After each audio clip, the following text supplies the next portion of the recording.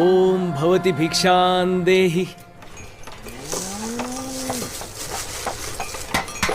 रामकृष्ण हरी. मी जाणून बुजून नाही केलं. लागलं का तुम्हाला? बसबसपुरी माजवली आळंदी ग्रामात. काका, काही दळभद्री चुकी माझीच. विसोबा शास्त्री, अहो सगळे हरिकीर्तनी दंग झाले होते म्हणून. तू गप्रे भिकारड्या. आणि तुमच्यावर ग्रामन्याय, बहिष्कार. तू काय करतोयस इथं? भिक्षा. भिक्षा. ग्राम जोशी, कार्टा भिक्षा मागतोय. हो ना. त्यास द्यावयास हवी. काय?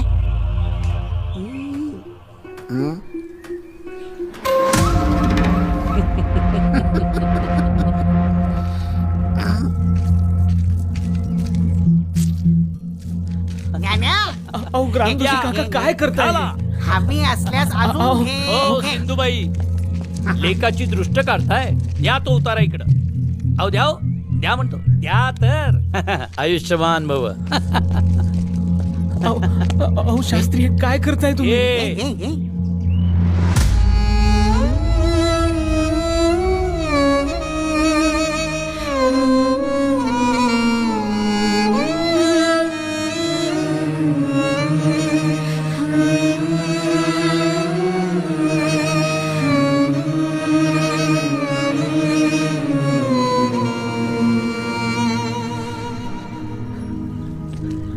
अहो दिवसाभराची माधुकरी आहे.